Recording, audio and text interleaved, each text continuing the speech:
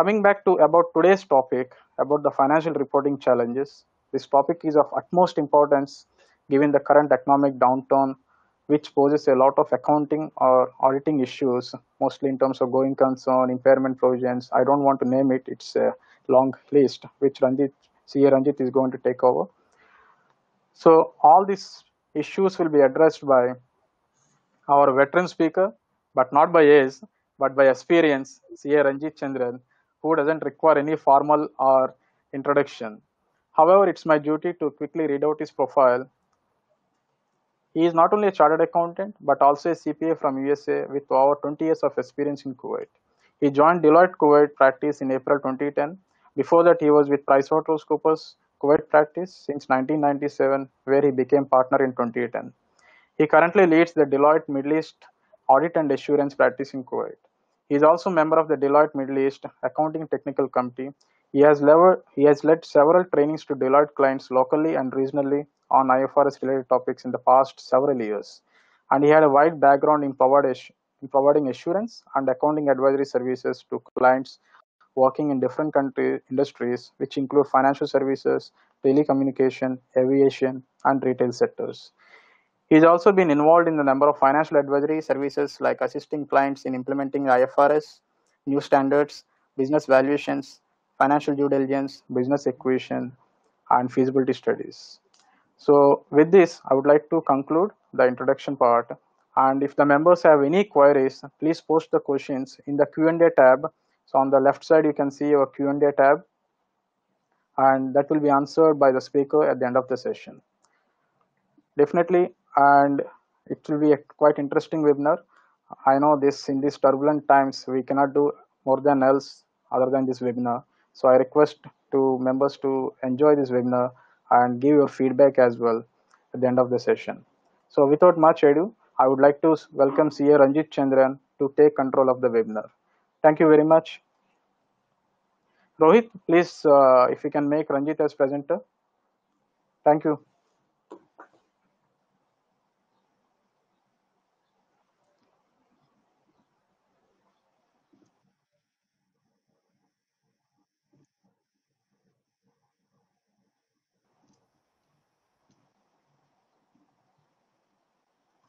Hi, can you see my screen?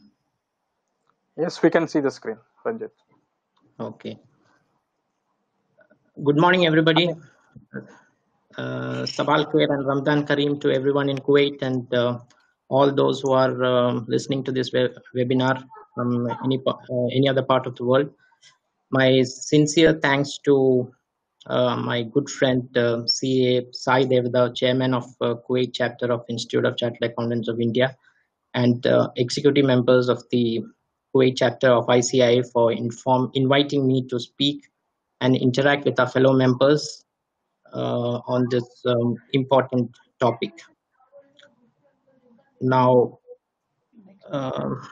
this is the first time I'm doing a virtual kind of session, and it has got its own difficulties because you can't see any people whom you are talking to. I'm just looking at a screen, and it's kind of a monologue.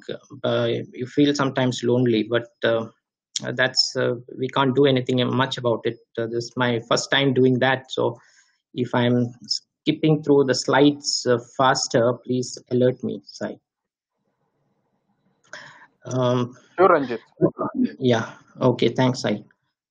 Another thing is this before we get into the topic, this donation to CA chapter for this COVID-19 is a wonderful initiative done by CA chapter. I would like to give a big salute to the CA chapter, Kuwait chapter chairman and executive members. Let's see. Let's hope that everyone contribute generously. One second, Ranjit. I think people are not able to see you. They are able to see me only. Just Rohit. Sorry. Apologies, Ranjit. Yeah, it's okay. Yes, Yeah, we are not able to see Ranjit. yeah, Can you that's just- what, because he's a presenter, so he video and this one sound is one, so he should come actually. Ranjit, can you speak? And your video is working, right? Your Yeah, you my cannot. video is working. Let me just check. It is working. We are able to see before, Yeah, but now video is suddenly working. Yeah. Can't see me. yeah, can't see you. Rohit, can you again make me as presenter and make him again as a Yes, presenter? Just yes, yes. reassign and again make him as a presenter. Yeah,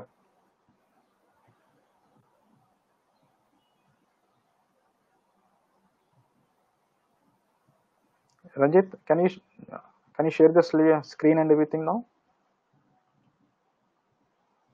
1 second.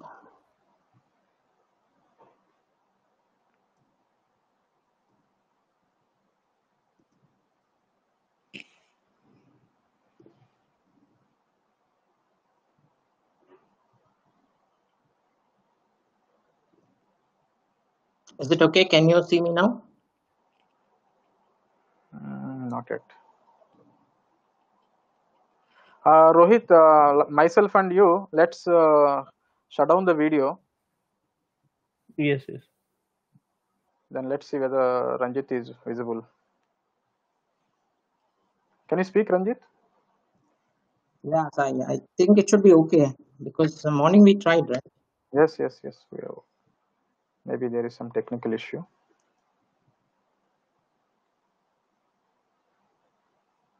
Anyway, seeing me is not important. Seeing the screen is more important, right? Definitely, definitely. Let's proceed then. I think maybe there is some issue with the bandwidth. I'm not sure. Yeah, so let's proceed. Yeah, let's proceed. Yeah, so we were talking about these webinars which we'll have to do, this virtual meetings, which is very difficult actually, but that is all we have. We have to do what we have to do with what we have now. What are especially thanks to these technologies, we are able to at least connect digitally like this. Otherwise, imagine a situation where we all are in lockdown and we are not able to talk to each other, see each other.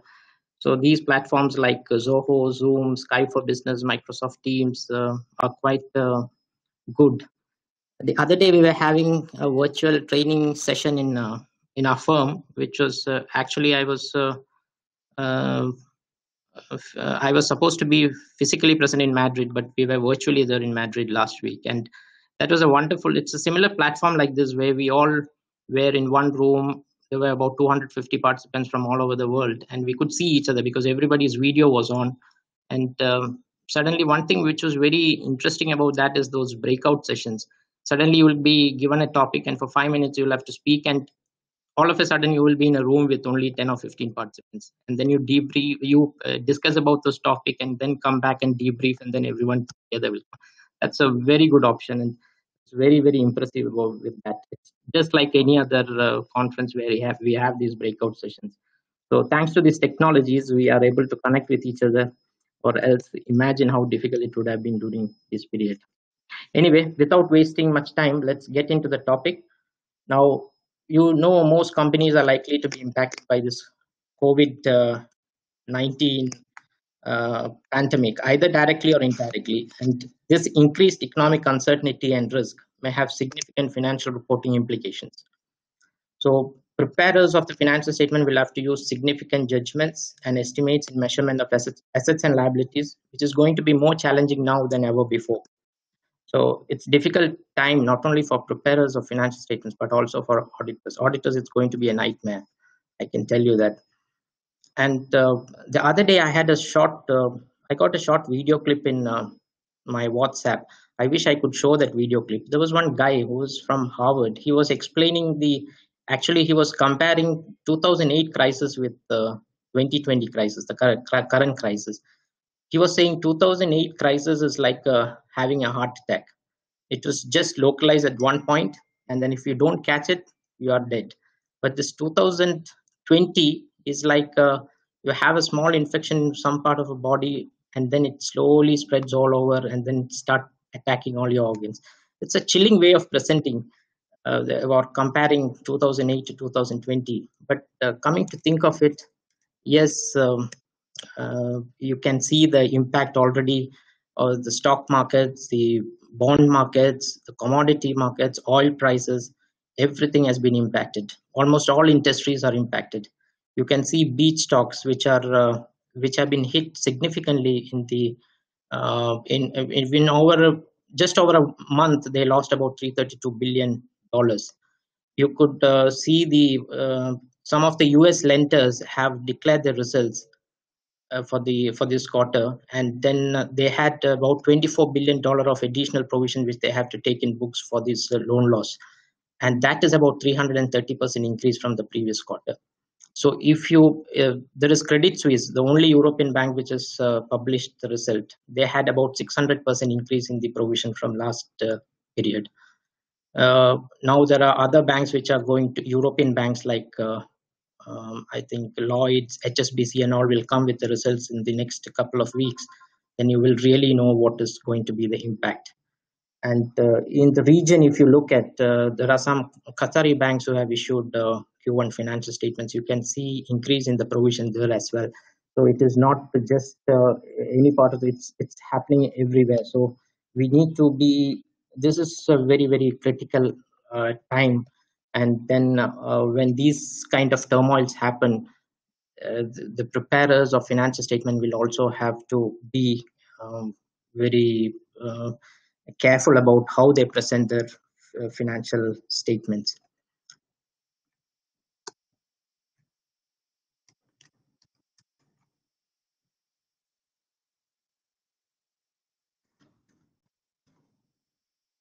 So when you're looking at preparing the financial statements, you must be worried as a preparer, as whenever if you are the head of a finance function, are your assets worth the amount at which they are carried in books? So you may want to look at whether what kind of impairment provision will you do. And the thing about making provision is in these uncertainties, how do you actually forecast your cash flows?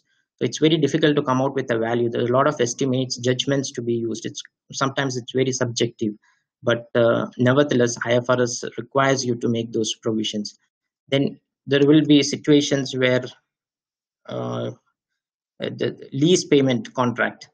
For example, there are rent concessions being given to lessees in this in this period. So how will you account for those lease concessions, rent concessions, from a lessee's perspective mostly? Lessor's perspective, it's not much of a problem, but lessee's perspective, how will you account for those? Especially earlier under lease contracts, rent contracts is not a difficult thing to account, but with IFRS 16 that has added all the more complexity on how you account for these lease concessions.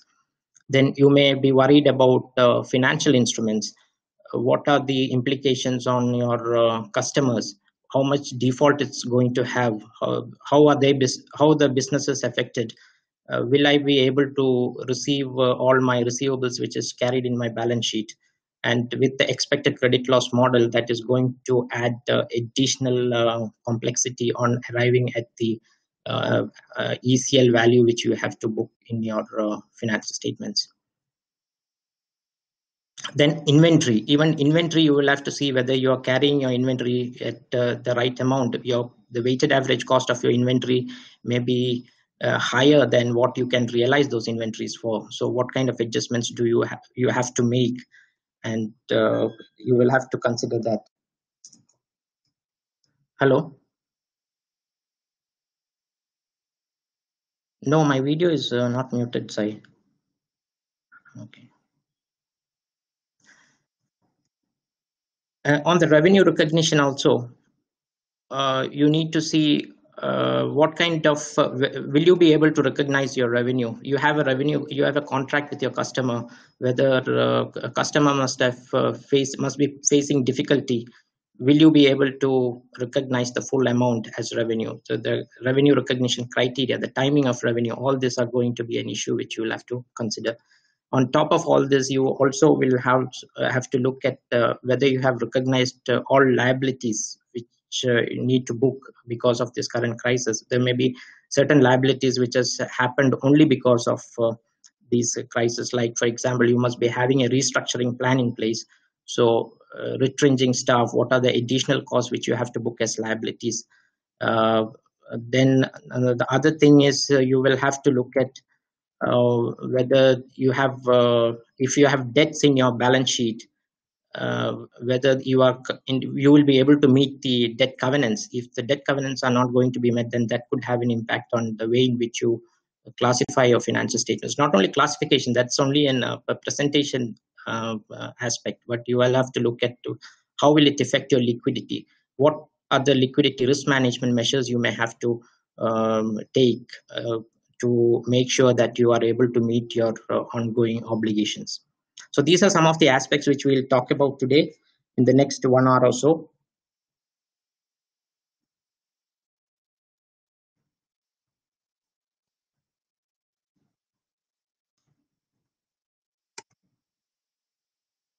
Just to give how we stand here in GCC, COVID-19 cases has been on the rise since March 2020. You look at whichever country, whether it's Kuwait, Saudi, Qatar, Bahrain, the cases have been increasing day by day.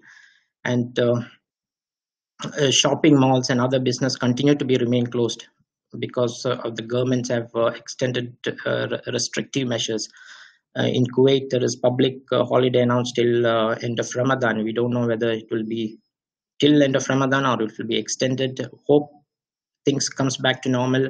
This flattening of the curve is successful. All the government measures are going to be successful, and we are back to business as normal. It will take some time, but let's hope there is no second wave, and we all will be back to the normal way of doing business. Retail business is limited only to online shopping. Restaurant businesses, it's only online sales now. Curfew has been extended in Kuwait and KSA. So these are, again, difficult times. We'll have to wait and watch how this will evolve. Now, if you look at, this is just a graphical presentation of how these, which are the industries impacted, and within, if there is a short-term scenario of recovery scenario, or if recovery scenario is going to be a little more extended, maybe to the first half of 2020, or in a downward scenario where impact is going to be through 2020 and beyond summer through 2020 and into 2021, which are the industries most significantly impacted. If you look at TMT, which is telecom, entertainment, technology, not much of an impact over here because these are technologies are the ones which is people are using more and more. So these are the companies who are actually benefiting from these. But prolonged scenario, you never know, there could be some impact for them also, especially telecom. Their revenues will be good, but they will also have a problem with their debtors recovery and additional provisioning because of that. On the energy and construction, oil and gas, mining, power utilities, these are impacted marginally, I would say, but we never know how it is going to be. In a prolonged scenario, it could be, impact could be even higher. Automotive, it's going to be a significant impact. Clothing and education, transportation, aviation industry. In whichever scenario you look at, aviation industry is in a big trouble. You already know many of the Virgin Australia, it's already in administration. There are many companies, British Airways, laying off people. You can see these aviation industries, everybody has got problem. Even in our own, in Kuwait, we know problems with the aviation airline industry. Financial services, yeah, these are, you look at banking and capital market, real estate. In a prolonged scenario, this could have an impact. All of these industries will have a significant impact. Healthcare, transport, others, not healthcare, not much of an issue because that is what people require at this point in time. Transport and others, other kind of transports, it can have impact on a short-term scenario, and on an significant downward scenario, probably yes, they may be able to cope with, but still they'll have some issues. This is just a snapshot of how the industry heat map looks like. over this COVID crisis. Now let's come back to the main topic of financial reporting issues. There are certain areas where there could be it's very pervasive to the preparation of financial statement. One is forecasting the cash flows. Forecasting your cash flows is quite a difficult task in this time of in these circumstances. The use of forecast is pervasive in the entity's assessment of, among other things, you will have to do it for your forecasted cash flows is required for impairment of non-financial assets. You will need a forecasted cash flows for looking at the recoverability of deferred tax assets. Deferred tax assets may not be a problem in Kuwait, but if you have components which is outside the GCC, that is something which at the group level you will have to look at. So you need to have a forecasted cash flow for that to see whether you can recover all your deferred tax asset. Then entity's ability to continue as a going concern. That's fundamental for preparation of financial statement under IFRS. And for that, you need to have a forecasted cash flows. So the unique complexities associated with preparing forward-looking information as a result of the pandemic and the economic downturn is there will be an extremely wide range of possible outcomes. Like the ultimate, you don't know the ultimate trajectory of the pandemic and the path and time needed for return to a steady state. So in these circumstances, forecasting a cash flow is difficult. It's highly dependent on many variables. Like, for example, you can talk about these government prohibits business, the government prohibiting the social distancing measures, then the complexities involved with how much the citizens will comply, or the people will comply with all these government measures, to the degree to which all this flattening of the curve is successful, and the nature and effectiveness of all the government assistance. All these things have to be factored in your forecast cash flows. You will have to translate the effect of those macro conditions into estimates of its own future cash flows. So when you're looking at cash flows, there are gone are the ways where you can do in a business as usual scenario. You could do a traditional way of most likely cash flow approach. That means you know exactly what you will be able to, with a great degree of certainty, how much cash flows you are going to generate from your business. But in these kind of scenarios where there is uncertainty, this traditional way of most likely approach may no longer be valid. You may have to look at expected value methods. In the expected cash flow approach method, you will have to look at different scenarios. So how your cash flows are going to be in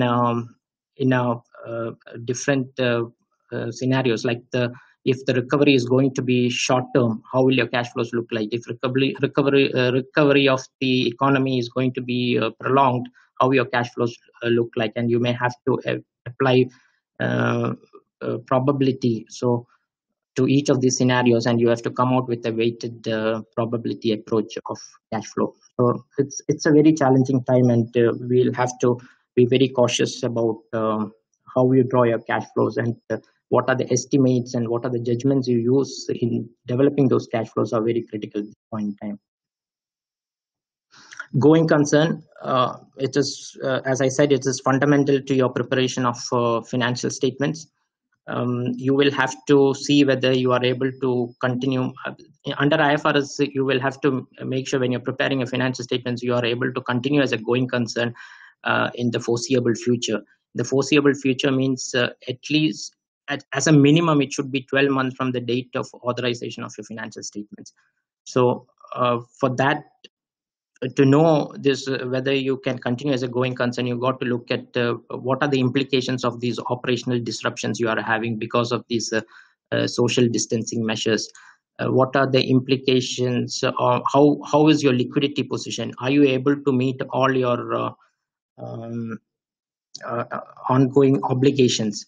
What other measures you may have to take to get additional cash to run your business? So these are the things which is very critical for your going concern assumptions. You know, this going concern assumption is very critical for auditors as well, because you never know. You must have heard in the news recently, Debenhams was put under administration. There's another company, Virgin Australia, was put under administration. So this is very critical time. So going concern is very, very fundamental and very important at this moment. Subsequent event, you will have to look at what adjustments you have to make. If you are preparing a financial statements of 31st December 2019 and it's still not issued, most of the companies would have issued by this time, so it should not be an issue.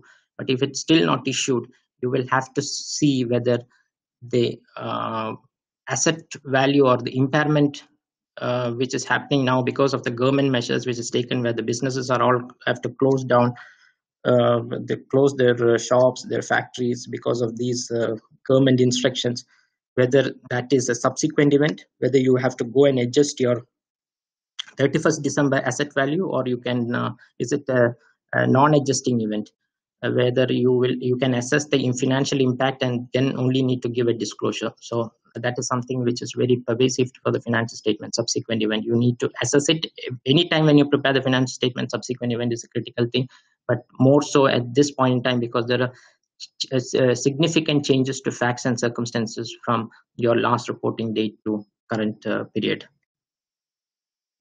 And then we look at all this uncertainty you have to use for this, whether it is for going concern or when you're doing your asset valuations, impairment of assets, or you're making an ECL provision. There are significant judgments and estimates which you have to make. So those judgments and estimates will have to be disclosed in the financial statements. So that is very critical. Uncertainty associated with this unprecedented nature of COVID-19 pandemic are likely to face challenges relating to selecting your appropriate assumptions and developing reliable estimates. Even though it is challenging, you will have to do it according to as per IFRS standards. Those estimates have to be developed to see whether the underlying accounting conclusions are correct or not. So that is very critical. So you have to disclose those in your financial statements. So when you're looking at those scenarios, you must look at the availability and extent of support through government support measures that have been announced. Availability, extent, and timing of source of cash, including compliance with banking covenants or reliance on those covenants. Duration of social distancing measures and the potential impact. So if you look at, there is no single view on how the COVID-19 pandemic will evolve and its impact on the economy. So this lack of consistency makes the need for full disclosure of judgments, assumptions, and you also have to look at the sensitivity of these assumptions. How, if those assumptions are changed by a certain percentage, how will the numbers look like, and what could be the impact on your financial statement? So these are important things to disclose. Disclosure under IAS 1 of all the judgments and assumptions you make are very important, and it is more critical at this when there is more and more uncertainty in the economy. Now we'll look at the impairment of non-financial assets. When you're talking about impairment of non-financial assets, there are you have to see whether the recoverable value is more than your carrying value of the asset. If the recoverable value of is less than your carrying value, you have to make a charge for impairment under IAS 36. So the assets which comes under IAS 36 are your property, plant and equipment may be impaired, intangible assets, goodwill. There is right of use assets because of IFRS 16. Now there is right of use asset which has come in. So you will have to see whether your right of use asset is impaired. Investment property, if you are carrying it at cost, if you then you will have to see what is the fair value currently, and if the fair value is less than the cost, you will have to make provision for that. Investment in associate and joint venture, which is equity accounted, that also you will have to see whether the equity method of accounting, whether the carrying value of your investment in associate and joint ventures are is more than the recoverable value. If it's more than the recoverable value, you will have to make provision for that. And one thing you will have to note is there are two type of assets, like goodwill and intangible, or goodwill and assets with infinite useful life. You will have to test for impairment at least annually once. And for other assets, you just have to see whether there are indicators of impairment. If there are indicators of impairment, only you need to test for impairment. Now, the complexity in this particular scenario is you have done an impairment testing as on 31st December 2019, but now 3 months down the line, you may again have to look at impairment. In a normal scenario, you wouldn't do that because 3 months, nothing much changes. But here, significantly, the circumstances have changed. The macroeconomic environment has completely changed. So you will have to effectively look at whether there are any indicators of impairment. If there are indicators of impairment, even you will have to start testing for those impairment, even though you have done it 3 months before. So what are the trigger events you have, indicators of impairment? There could be decreased demand for your product or services. These are some of the indicators of impairment, because under IAS 36, you got to look at both internal and external factors. So your cost of doing business would have increased because of the business interruptions, supply chain interruptions. You may have to look for alternative supplies, which may be more expensive than what the arrangement you had in the previously with your suppliers. Cancellation or delay of orders by customers. You may have to sometimes give significant concession to your customers. So then obviously your cash inflows are going to be significantly impacted. Your customers may be experiencing financial or cash flow difficulties, because of which there are delays or cancellation of orders. Then your carrying amount of your net asset may exceed its market capitalization. If you look at the stock market, and if your stock is listed in the stock exchange, if the fair value in the stock exchange is lower than the book value, then that means some of your assets have that is an indicator that some of your assets may be impaired. So you will have to look at and actually test for impairment, even if it's your stock is not listed in the stock exchange. If the stock markets across the board is have significantly declined, most probably if you are using a market approach, your value as even if it's an unquoted investment, your company is not listed, your market capitalization also would have taken a hit, and that could be an indicator that some of the assets which you're showing in your balance sheet may be impaired. So you will have to look at those aspects and then try and do a test for these impairment and IAS 36. So when you're testing for impairment and IAS 36, the challenges you have is preparation of the budgets and forecast. So when you're talking about preparation of budgeting and forecast, you would have done in 2019, you would have done a forecast for 2020, but that may no longer be valid now because of the current situation. So you will have to relook at your cash flows, and you will have to look at different scenarios like what I was discussing before. You will have to adopt the expected cash flow approach, which I was talking to you. Then you will also have to assess what impact is going in your business is going to have because of the government assistance. If you are receiving any government assistance, you will have to see whether you can build that into your cash flows. There are certain criteria to be met. Like, for example, if you are looking at if you are getting any government assistance, you should have a sufficient understanding of those government assistance, and these government assistance comes with some conditions. You must be able to reasonably ascertain that you will be able to meet those conditions. Then only you can use those government assistance in the forecasting of cash flows. Then you must be thinking of doing some restructuring plans to reduce your costs, like retrenching staff or closing down some of the units. Those kind of things, restructuring plan, whether you should include those in the cash flows depends on whether those restructuring plan is, you are committed to those restructuring plan. We'll talk about restructuring plan, provisioning and all what you have to do, but you can only include that if you are committed to your restructuring plan. Committed means just a board approval is not sufficient. You will have to have a formal detailed plan of restructuring to be able to use that for your impairment testing, because any cost savings can only be included in your forecasted cash flows if you really committed to the plan. And one thing which you need to note over here is, if you have a provision for restructuring booked, then you don't have to again show that outflow for this provisioning, for that restructuring plan. Any outflows you may have to, for example, if you're retrenching your staff, you may have to incur some additional cost to as a payout to employees. So those kind of things you again don't have to incorporate in your cash flows, because it's already coming as you would have already made that provision in your books. Then that provision is already getting adjusted from your carrying value, so you don't have to again double count that.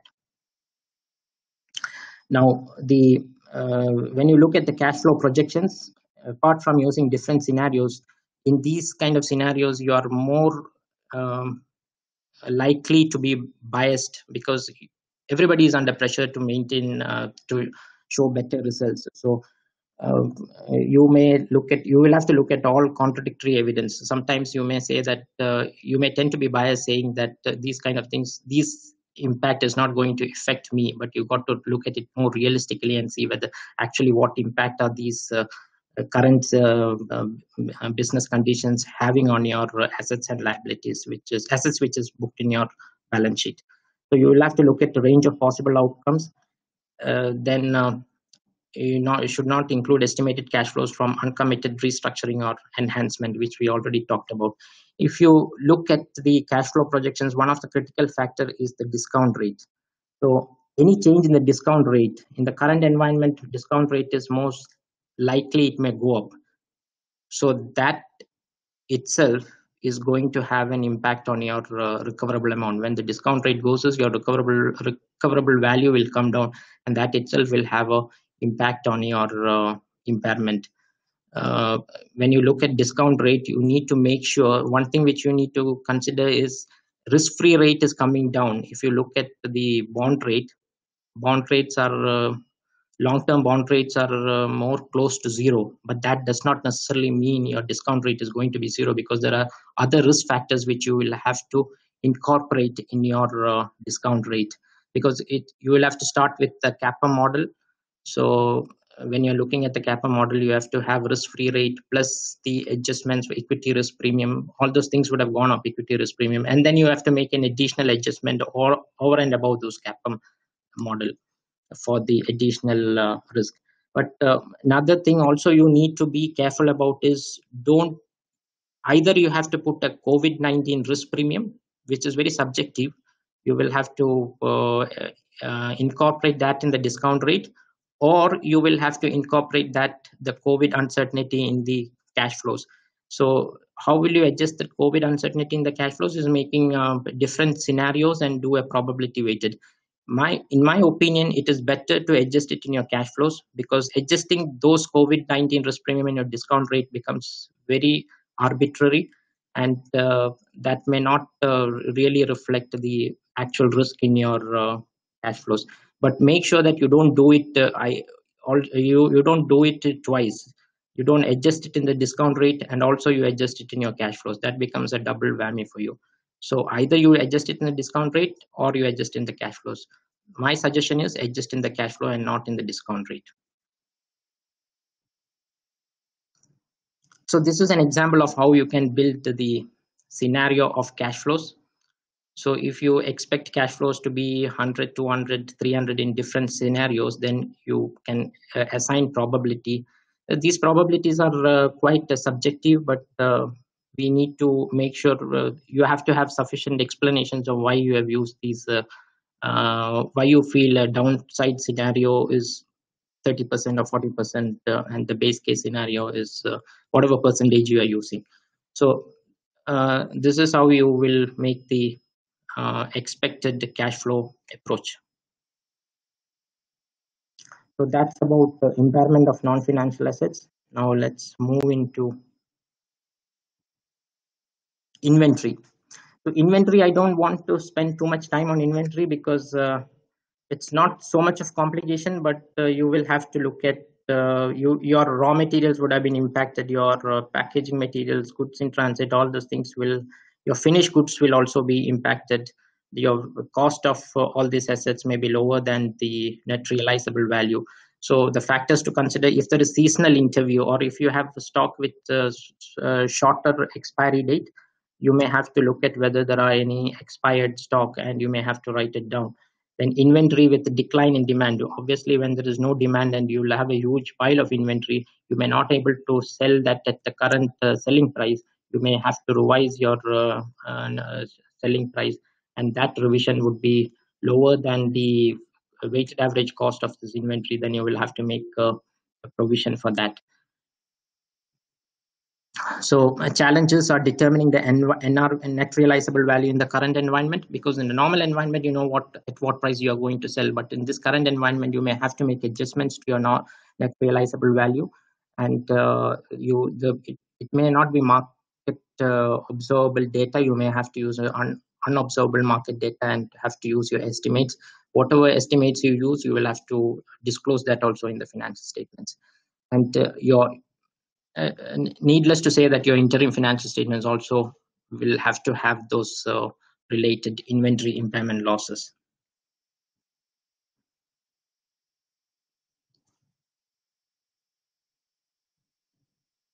So then we will move to the next one, which is the finished goods. Finished goods has got some complexity. It's like you will have to, how you allocate your fixed overhead cost. And this is more relevant for manufacturing industries. So if you're looking at your normal production capacity, say for example, to give you an example on this, if your production overhead is estimated to be 100,000 currency unit at the beginning of the year, and if you have a normal production of about 1,000 units in a year, then the fixed overhead which you have to allocate to inventory is about 100,000 divided by 1,000 units, which is about 100. Let's say 10,000 is your fixed overhead and 1,000 is the unit. So 10,000 divided by 1,000 is 10 per unit is what you have to allocate it to your inventory. Now, if in this current circumstances, your loss of cancellation of orders, your production is only say 500, only 50% of what your actual production is, then you will have to, you cannot take 100,000 divided by, 10,000 divided by 500 units and allocate 20 units to your inventory. You can only allocate the normal production capacity based on the normal production capacity. So you continue to allocate 10 currency unit to your inventory. So that means in this case, 500 into 10, 5,000 will go into inventory, and the remaining 5,000 you will have to immediately take to P&L as a P&L charge. So that is something which you will have to look at if you are in the manufacturing industry, how you allocate your fixed overhead, fixed production overhead. So the factors to consider, or the trigger events, I would say, is labor shortages, shortage of material, unplanned factory downtime. These are the things when your normal production capacity will be, actual production capacity will be less than the normal production capacity.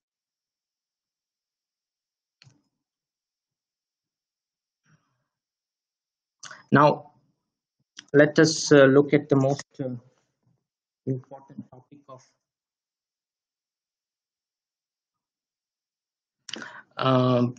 financial instruments. So in financial instruments,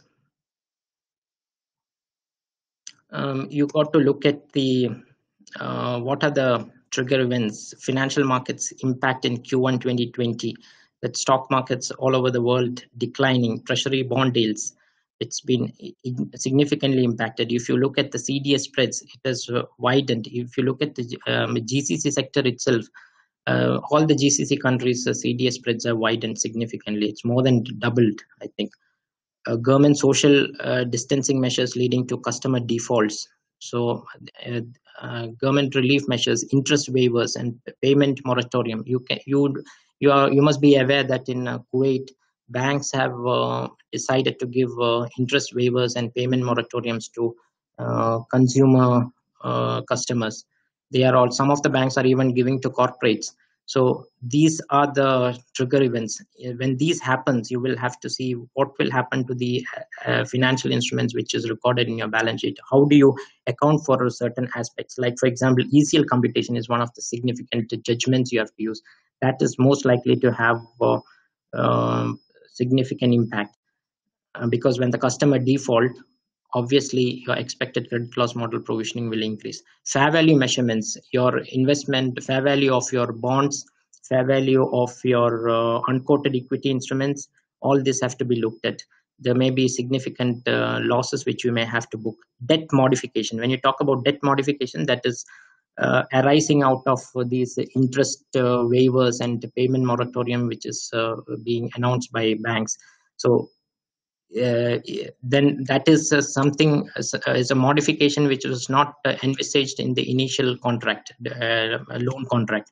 So then when that debt modification happens, how will you as a borrower account for it? Even for the lender, how will they account for those moratoriums in their financial statements? Classification of financial instruments, that could also have an impact, because your business model would have changed, because now under IFRS 9 your classification is based on how you manage your business.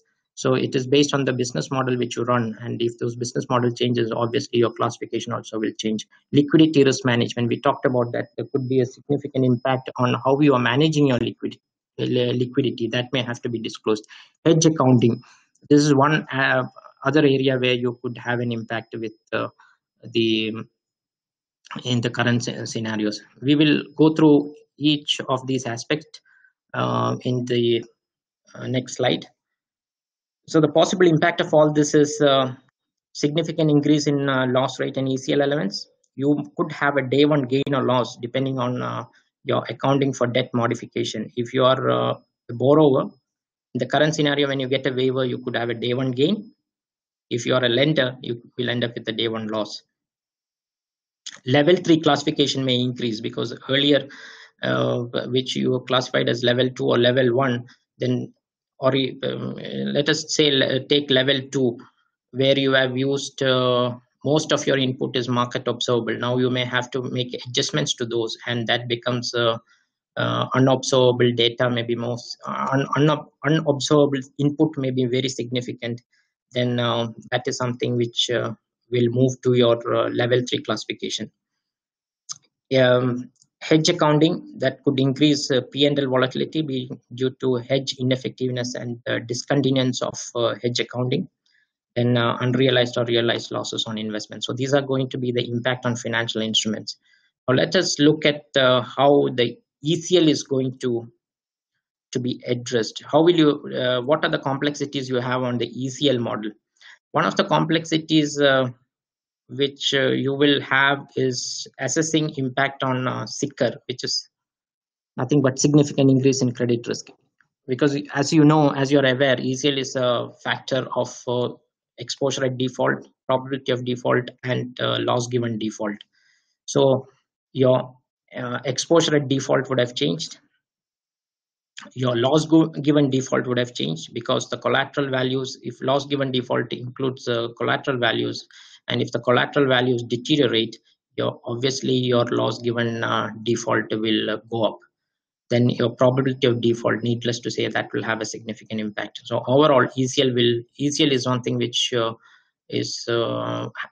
have a significant impact on your P&L, but that is something where brings in more complexity on how we will calculate the ECL provision in the scenarios. So the first complexity is looking at the impact on SICR.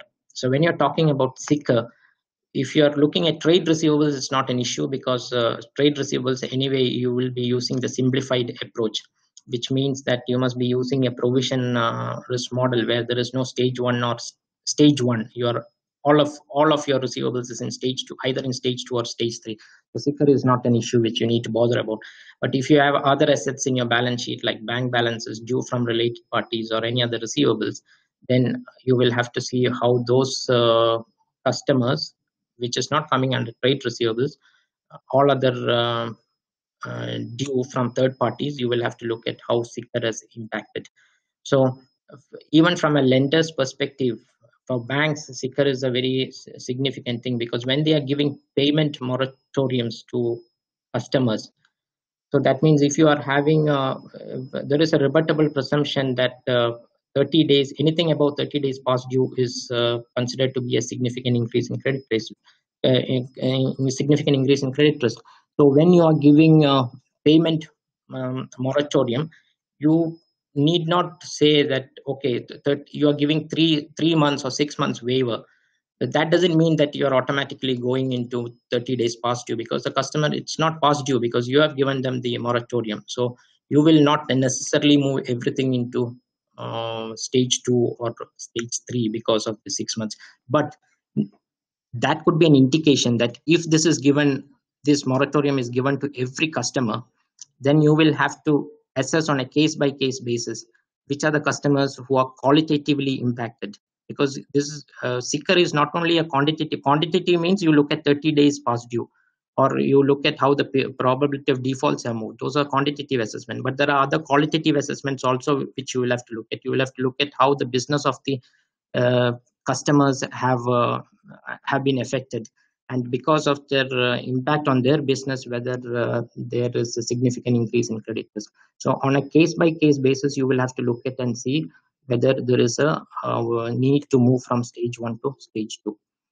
So that way, if you're looking at bank balances, I mean, for a normal corporates, you look at bank balances. Many of the banks, you use the low credit risk exemption. That means if you are having an investment graded bank, it will be in stage 1. But due to the current situations, maybe some of the banks rating would have changed. It have been shifted from an investment grade to non-investment grade.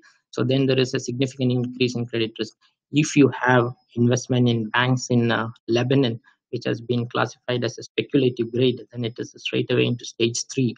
So all this, you can't say that SICR is not impacted. You'll have to really look at how the customer's credit risk is, and then see whether you need to move any of the customers into stage 2. Now, looking at ECL model, what kind of adjustments you make on overall PDs and LGDs? That's very subjective, because you may have to embed some overlays, macroeconomic overlays. That's called the macroeconomic overlays, which you have to do on your ECL provision. So you cannot have enough data point to change your historic default rates. So your historic default rate will change. Maybe you would have seen specific circumstances of customers defaulting, which then becomes a stage 3 case, which is a credit impaired case, that you will have to individually assess. For the other customers, you may have to look at your segmentation, because mostly when you are from a corporate perspective, when you're looking at all your trade receivables, you would be classifying as one segment. So now you will have to relook at those segmentation and see whether you need to go more granularly. Because there may be a situation where you have a certain class of customers who are in particular sector which is badly impacted. So that sector will have to be looked at separately, and you will have to make a specific adjustment for that. So even for banks, they will have to, when they are doing collective assessment for consumer loans, they will, the current segmentation, like currently if you are having Kuwaiti customers employed in the government sector, private non-Kuwaiti customers employed in the private sector. That could be the segment. That could be a broad segmentation. Now you may have to look at expats who are employed in sectors which is badly impacted, like in the retail sector or in the restaurant sector or in the real estate sector. You will have to look at those sectors separately and see whether there is an indication of impairment over there, and what maybe you will have to apply specific overlays for those kind of sectors. So your resegmentation is very important. Whether you are a corporate or a bank, you need to relook at how you have segmented your customers for the ECL purpose.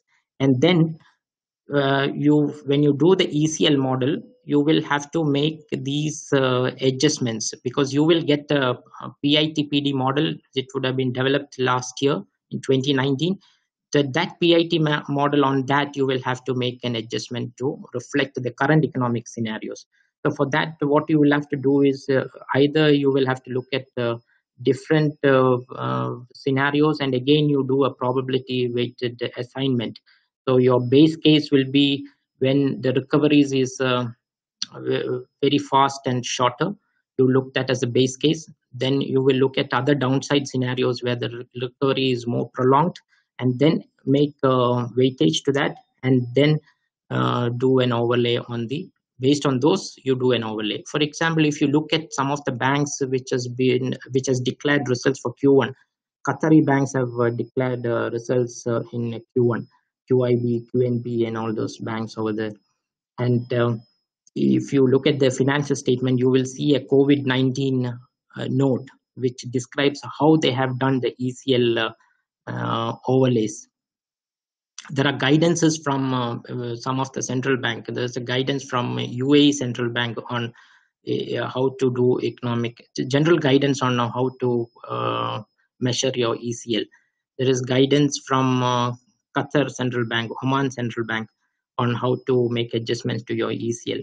So in Qatar banks, when you look at the COVID-19, what they have done is they look at their, at least in one of the banks, they have this, they identify the PITPD from a credit index.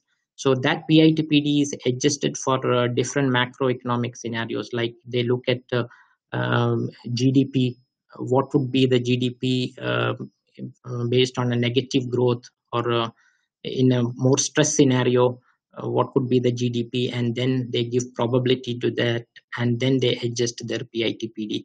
Then they look at other macroeconomic scenarios like oil price, unemployment, and then they do again look at different scenarios under each of these macroeconomic factors, and then assign probability to weightage to that, and then adjust your PITPD. So that is what they have done in Qatar banks. So similar kind of approach you will have to use for corporates. You will have to do the same thing. There is no easy method to do it, but you can also look at the CDS spreads as a proxy, which is how did the sovereign CDS spread has moved in each of the GCC sectors. If you see the CDS spreads have significantly widened, so that could be used as a proxy to make a macroeconomic overlay. So there are different ways of looking at it. And as I said, specific impairment provision of any customers have come to light, you may have to make provision directly and put that under stage 3. Another aspect which you also have to consider in all this is, it's not that this is all going to be bad scenarios you have to look at. You will also have to look at how the government support has impacted the customers. If the government support has impacted significantly to any customer, that could be some positive adjustment to your ECL model. So you will have to look at how it is. Maybe there are some government guarantees to some of the customers. So then your LGD will be based on the sovereign credit risk. So you will have to look at all those things and have a positive adjustment to ECL model also. So when you're looking at disclosures, you will have to disclose information about credit risk management practice, how overlays and adjustments were applied on simplified models, and how entity has incorporated provision of government support that may aid recovery of balances. So these are the disclosures which you will have to make in your financial statements for ECL model. So there are guidance, because many companies will be, European banks will be coming out with disclosures. Qatar banks have already come out with disclosures, so you can get illustrative disclosures to see how these banks are disclosing those in their financial statements. Then the next one is on the fair valuation of unquoted investments. I mean, this needless to say, there may be implications on your unquoted investments, because stock markets across the world is very volatile. There has been impact on the stock prices. If your stock is listed, no matter that there is a volatility in the market, you will have to use that as your observable, because that is the observable market price. You can't make any adjustments to that. Because when you're looking at the fair value definition under IFRS 13, it has to be under any value in an orderly market you have to consider. An orderly market is distinguished from a forced sale, a forced liquidation, or distress sale. So you cannot consider this as a forced liquidation or a distress sale. It is an orderly market at the end of the day. It's a stock market where people are buying and selling. So you cannot ignore that quoted price and go for an alternative valuation. That is one thing when you're looking at your quoted securities, your unquoted securities, whether it's an equity security or a bond, fixed rate bond, which is unquoted, you will have to make those adjustments to reflect current situations. If it's an unquoted securities and if you're using market multiple approach, anyway, you will have to consider multiple models. You will have to look at market approach and you will have to look at income approach. A market approach model would definitely have changed because the stock markets have changed for the has significantly declined, means market approach value would also have declined. And even if you're doing discounted cash flow, your customers business would have been significantly impacted. So you will have to look at that. And the complexity is normally in interim financial statements, especially if you're preparing your Q1 financial statements, and if you have done already unquoted equity valuations on year-end financial statements, you don't really go back and change the valuations in Q1 or Q2 because it's only 3 or 6 months down the line and you go with the assumption that nothing much has changed. But in this scenario, you will have to again look at those valuations and see what are the adjustments you have to make. And then the disclosure part, you will have to sensitivity disclosures and significant transfers between level in the fair value hierarchy. Even if in an interim financial statement under IFRS 13, these are required to be disclosed, and that will have to be disclosed. And you will have to explain events and transactions that are significant to an understanding of the changes in the company's financial statement. What are the kind of management actions? You will have to look at how the valuation is done from a market participant's view. So when you're doing valuation you have to do valuation under IFRS 13, and IFRS 13 requires you to reflect market participants' assumptions based on information available and market conditions at the measurement date. You will have to incorporate risk premium that would arise due to increased uncertainty and other impacts of COVID-19. When you're looking at your discount rate, you will have to incorporate that additional risk premium. Consider whether unobservable input have become significant, resulting in level 3 categorization. Consider expanding disclosure about key assumptions, sensitivity, and major source of estimation uncertainty.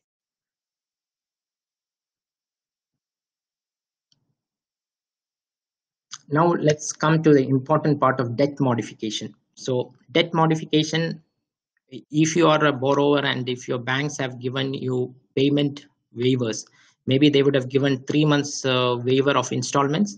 3 months, it's not a 3 months waiver actually. It is what has been announced in the market currently is deferment of your installments. So if for consumer loans particularly, they were given 6 months deferment. 6 months deferment means if you have a 5-year loan or 10 years loan, it is effectively what's happening is your tenor is being extended by another 6 months. So if you have a 10-year loan, it becomes 10 years and 6 months now, because the next 6 months you will not be making any payment. So it's not actually a waiver. You are paying all the cash flows, but that cash flows have been extended and you don't have interest on the deferred interest. So that is where you will have a modification, and then you will have to recognize a modification gain or loss. Some of the banks have already announced for corporates also. So if you are one of those corporates lucky enough to get those waivers from your lenders, then there could be implications on how you account for those modifications. So when you look at modification, IFRS 9 requires you to see whether those modifications are considered significant or not. So when you're looking at, you have to assess whether the modification is significant, you will have to see whether there are any qualitative factors that would lead to the conclusion that modification is substantial. So qualitative factors are very judgmental, very subjective. You will, the standard gives some illustration. I don't think the standard gives any illustration, but if you look at some of the application guidance, it talks about a change in currency in which the financial asset is denominated. For example, if you have a US dollar loan and then you're converting it into a euro loan, that is qualitatively significant because the whole underlying currency is changed. The terms of the financial assets may include new features that will result in contractual cash flows that are not solely, because if there are embedded derivatives and all which has been brought in by modifying your cash flows, then that is considered as a qualitative factors. Merely extending the tenor, we had a significant debate about this, whether the extending the tenor can be considered as a substantial modification. when the banks gave extensions, and we went back to our global firm. All the big fours went back, and there was significant discussion about all this, whether these things can be considered as a qualitatively significant, and the conclusion was just mere extension of tenor is not a substantial modification qualitatively. So if suppose if it is a substantial modification, then your accounting depends on what you will have to do. You will have to de-recognize your old financial instruments and recognize new financial instrument at fair value. So what it means is, if you have a loan, say for example you have a loan of 1 million outstanding as on the balance sheet date, which had a coupon rate of 6%. Now if you conclude that it was a substantial modification, you will have to de-recognize this loan, this 1 million, and then recognize the new loan with the revised cash flows. And then you will have to look at what is the fair value of that loan now. That the fair value of that loan may be 4.5% now, because central bank has reduced the discount rate by 150 basis points in the last 1 month or so. So obviously from 6 to 150, it will come to 4.5%. And then on top of it, you will also have to look at the credit risk of the counterparty. So or your own, if you're a borrower, your own credit risk you will have to consider. So assuming from 6% it moved to 4.5%, so that is your fair value. So you recognize the revised cash flows at the new market rate, and then you will have a gain or loss to be booked. So when the rate is reduced, if you are a borrower, you will have a day one loss. If you are a lender, you will have a day one gain, because from 6% it is going down to 4.5%. So you're discounting at the lower rate. So from a lender's perspective, it will be a day one gain. From a borrower's perspective, it will be a day one loss. So that is when it is substantial. If it is not a substantial modification qualitatively, then you will have to look at quantitatively whether it is substantial. So there again, there is a 10% test which is given in the standard. The 10% test, we'll talk about what is that 10% test is, but then if it is again yes, then you will follow the same method, de-recognize old financial instrument and recognize new financial instrument at fair value.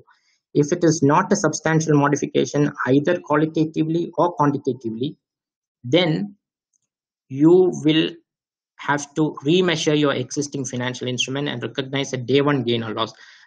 What do you mean by remeasuring existing financial instruments? What it means is, suppose you have the same example which I was telling before. Say that it is 1 million loan, and then you have monthly installments which you have to make. Now your cash flows have been changed, because next 6 months you don't have to pay anything, and your tenor has been extended. So what you will do is you draw your new cash flows and then discount it using your original effective interest rate. That means you have to discount it at 6%, not at the current market value. So when you discount these revised cash flows at the original effective interest rate of 6%, the carrying value of your loan will change from 1 million to, say, it may reduce to 950,000. Just giving you an example, when you discount like that, it may come to 950,000. So then you have to reduce your carrying value, and the difference between 1 million and 950,000, that means 50,000, which should go into your P&L as a day one gain or loss. From a borrower perspective, it will be a gain. From a lender perspective, it will be a loss. So that is how you have to measure it. So there is a considerable discussion and debate going on how to recognize this day one gain or loss from a bank's perspective. Bankers now, central bank has to, because banks' financial statements are not already there is a exemption. It's a carve out from IFRS 9 ECL impairment. So now central, because it's actually double whammy for banks. They are giving loan, they are giving this extension to a waiver or a deferment of these loan installments, and at the same time they will have to book a day one loss under IFRS 9. Now it's up to the central bank to decide whether they need to have a carve out or not to have a carve out. But from a corporate perspective, you have to follow IFRS 9 strictly. So if there is a waiver which you have received, you most likely will have a day one gain to be booked.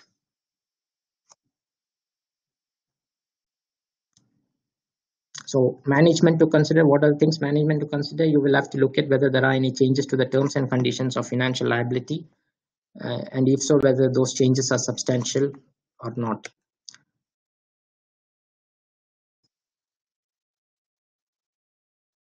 Now, when you do the discounted, the comparison, whether it's a 10% test, whether it is 10% or more of the cash flows, you will have to compare the discount, the present value of cash flows under new terms using original effective interest rate, and compare the discount debt present value of remaining cash flows under original terms. When you compare these two, if it is more than 10, the difference is more than 10%, then you will consider it as a substantial modification. In the same example which I gave, if the discounted value at the date of modification was 1 million, and after modification it moves to say 800,000, that means a 20% increase, because the differential of 200,000 over 1 million is 20%, then you consider it as a substantial modification. That's a qualitative test you'll have to do.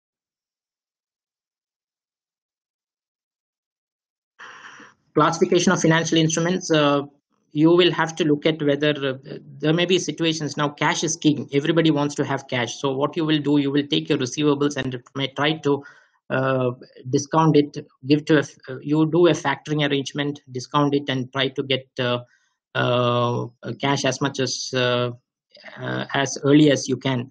So you will take a discount and take the cash. So when these kind of things happen, you would have classified your trade receivables as amortized cost. That means your business model is to hold it for to collect all the contractual cash flows. Now, when you are doing this factoring arrangement, and that is going to be more and more sales like that, then maybe you may want to revisit your business model. Are you really doing it, holding it to collect all the contractual cash flows? Maybe your way of doing it is to factor these trade receivables as and when it comes. So then you may have to shift it to fair value through OCI, or maybe even fair value through profit or loss. So likewise, you may have debt instruments which is carried at amortized cost. Now, liquidity, for liquidity purpose, you may want to sell those debt instruments and convert it into cash. And if there are more and more sales like that, your business model would have changed, and the classification would also have accordingly will change. It's very rare, but you will have to consider that also.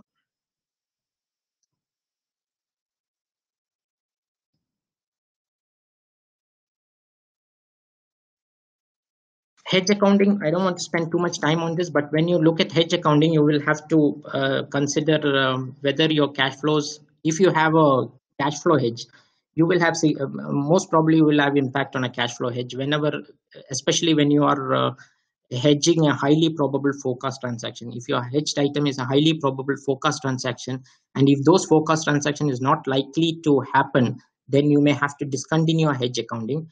Or if it is if it is still expected to occur, you will have to defer your the cash flow hedge reserve which is lying in your OCI. You will have to defer it till that forecasted transaction happens, and then when it happens, you recycle it to P&L. To give you an example, this is more valid when you have in aviation industry, because what they do is they will have your they will hedge their aviation fuel, because under IFRS 9 you can hedge the crude oil component of aviation fuel. So assuming they have got a monthly offtake of say or consumption of aviation fuel of say 50,000 units, and they have a derivative contract running every month 50,000. So in the beginning of the year, they would have they must be very sure of consuming 50,000 units. So they enter into a derivative contract so they can hedge their fuel price. Now, assuming on 1st March, 31st March when they come, they would not have consumed 50,000. So they have a hedging instrument. On 1st March, they would have done a prospective effectiveness testing. Under IFRS 9, you only need to do a prospective effectiveness testing. That means on 1st March, you will do whether your hedge is effective. So you will, your derivative is 50,000, which oil forwards which you have bought from the derivative counterparty. And then on the other side, hedged item will you have to create a hypothetical derivative which will mirror the hedged which will mirror the actual derivative.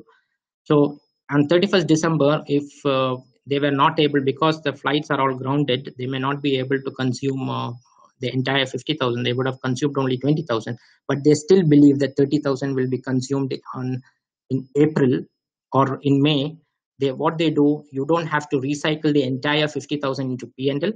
You will continue to keep that in your OCI till the time they purchase the additional 30,000.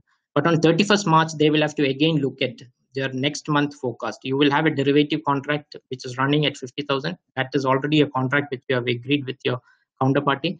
But your consumption side, you will say you will still take 50,000, but you will take 50,000 units maybe in June or July. So what happens is there is a timing difference on your hedged item. So your hypothetical derivative should match your hedged item. So your derivative is falling on 30th April, 50,000 units, but your actual consumption is going to be in say suppose in May or June. That is how you estimate on 30th April. Then there will be a timing difference, and that timing difference will be an ineffective portion which you will have to take to P&L. Similarly, there could be a debt issuance which you are planning in the beginning of the year. Say you want to take a fixed rate interest loan, and that fixed rate loan, you believe that 6 months down the line, on 1st January, you decide to take a fixed rate loan on 30th June, and you believe that interest rates are going up at that point in time. So you will go into a forward starting interest rate swap or something like that. And then you will start doing a cash flow hedge, because the hedged item has not yet come into your book, and you are used a forward starting interest rate swap. So you will start doing hedge accounting from 1st January. And then this forward starting IRS, you will have a market value you've taken to OCI. And then on 30th March, you decide, because of all this crisis, you may not want to take those, go for that debt issuance. So you will cancel that debt issuance. Then what you will have to do is whatever is marked in your OCI have to be immediately taken to P&L. Then the other aspect is credit risk may cause a hedging relationship to fail. If you remember under IFRS 9, one of the important aspects is they don't have this 80-120 ratio of effectiveness, just like in IAS 39. But under IFRS 9 now, there is credit risk not dominating is an important factor to be looked into. If you look at an example like NMC in Dubai, which is under, if the lenders have taken a interest rate swap on the loan which is given to NMC. Now NMC is now in administration. So the economic relationship is no longer there, because the hedged item cash flows are not there. So then your economic relationship fails, and whatever is your derivative will keep running. So then whatever market value of the derivative has to be taken to P&L. So that is considered as ineffective. Similarly, if you have even though you have not assigned credit risk as in the hedging relationship, you will have to consider this aspect. And also on the derivative counterparty also, if you have a derivative counterparty which is a A-rated bank or A-rated counterparty, because of the current situation, that counterparty's credit risk has significantly increased. So there could be an ineffectiveness which you will have to transfer to your P&L. So these are the things which you have to consider under hedge accounting.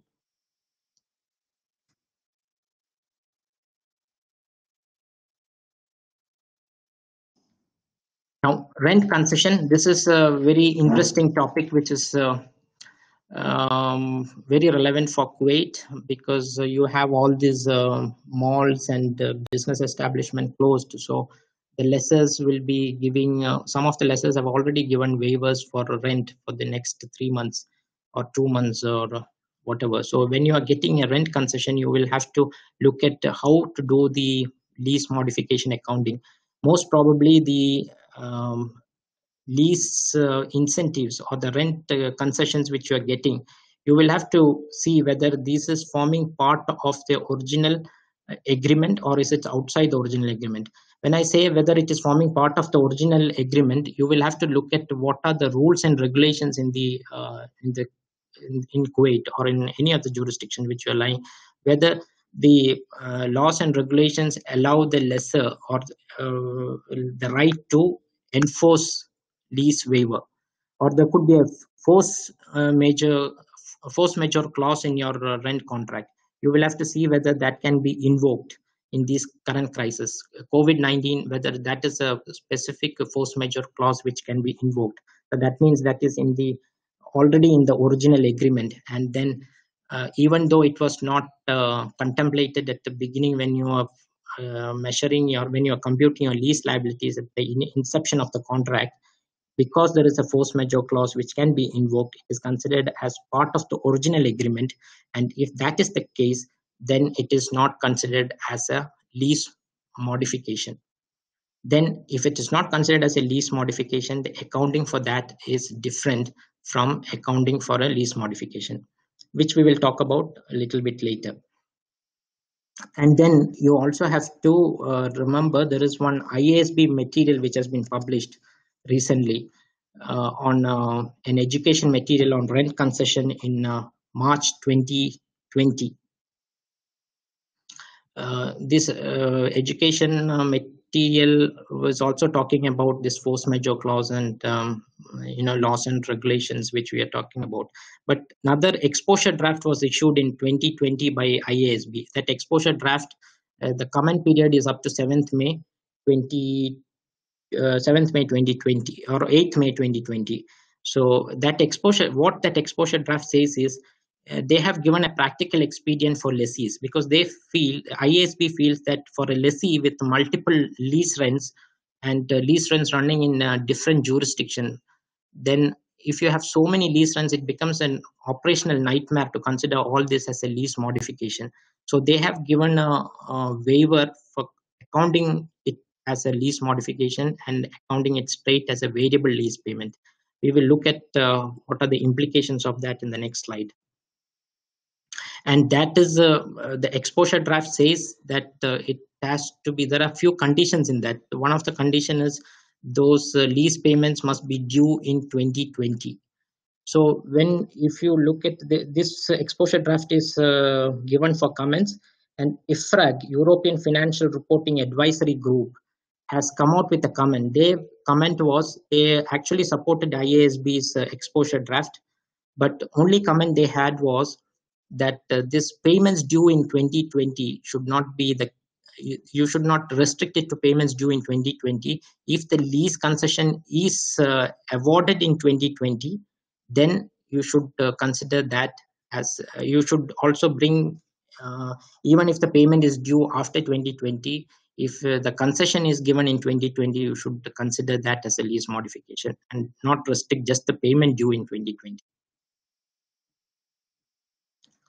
So accounting for lease modification, these are the rules. If it's a change in scope of lease means if additional lease assets are added, or if there is a change in consideration, if these are considered as lease modification, then your accounting depends on whether the change in scope and the change in if there is additional right of use asset added, and if it is at the standalone selling price, then you will have to consider it as a separate lease. If it is not, then you will have to consider the lease modification as an adjustment to your lease liability. So when you remeasure your lease liability, you will have to identify a new IBR, which is incremental borrowing rate as on the date of lease modification. So when you do revise your lease liability, any adjustment you will go and adjust in your right of use asset. So it will be if your lease liability reduces, you will reduce your credit your right of use asset and debit your lease liability. If it increases, vice versa. So that is when it is considered as a lease modification. If it is not considered as a lease modification, then you will have to account it as a variable lease payment. So whenever there is a variable lease payment means if your lease is linked to, say for example, turnover, 2% of your turnover. So as and when you make the 2% payment, you charge to P&L. You don't consider it as a lease liability for the purpose of computing your lease liability.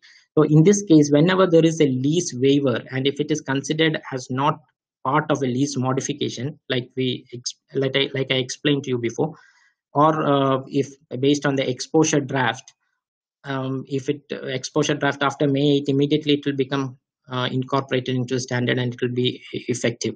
So if the COVID-19 concession is not considered as a lease modification, then for a lessee, from a lessee's perspective, the months in which you are having lease waivers, you will debit your lease liability and credit your P&L. So you are not making any payment and you will have a P&L credit in your statement of income.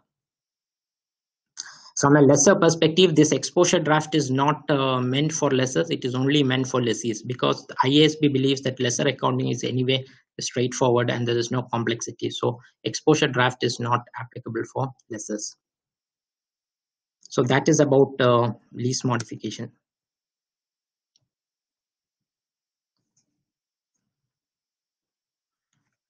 IAS 20 government grants, you will get different kind of government assistance. So when you have a government assistance, you will have to look at when can you recognize that government grant. You can recognize that government grant only if you have reasonable assurance that you will be able to comply with the relevant conditions of those grant.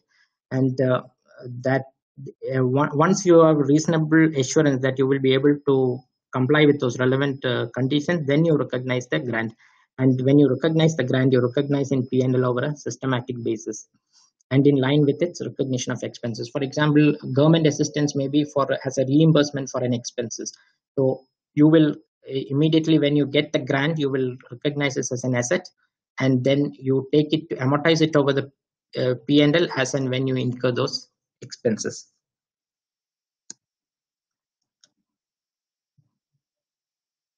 So there are some accounting policy choices to be made. Grants in the form of non-monetary assets. If you're getting an asset from the government, you measure it either at the nominal value or at the fair value. So that's an accounting policy choice you have to make. Grants related to assets, whether to deduct from the cost of the asset or as deferred income to be amortized over the useful life of the asset. You have a choice over there. And if it's a grant related to income, you can either offset the grant against the related expenditure or include it separately in income. So these are the accounting policy choices you will have to make.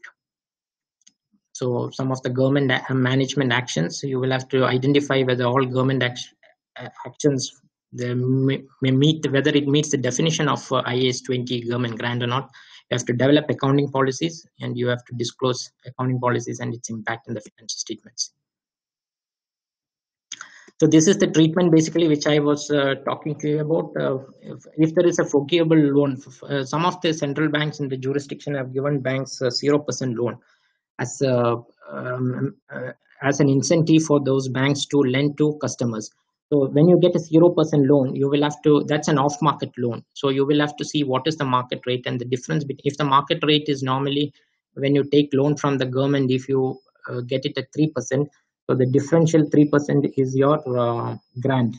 So you will have to discount that amount which you're getting as loan from the government at 3%, and the differential will be treated as a government grant, and then you amortize it systematically into your P&L. That's about government grant accounting.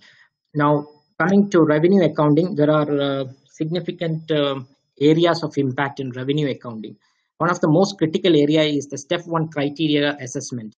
That is enforceability of customer contracts and customer collectability. That is very, very critical in this circumstances, because the trigger events which you have are business disruptions, departure from normal business practices.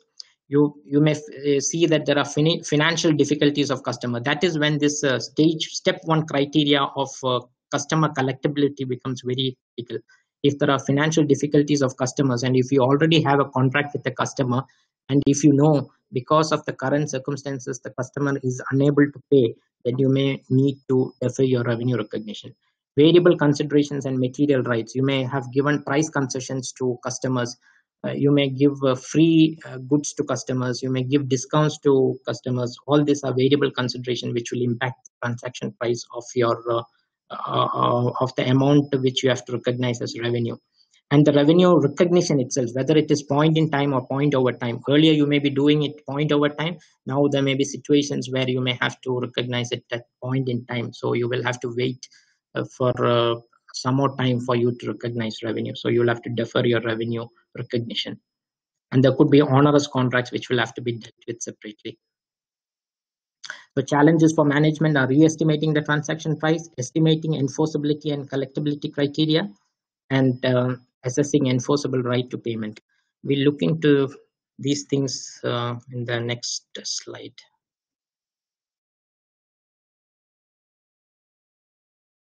Yeah, contract enforceability. So one is first thing is the contract has to be approved.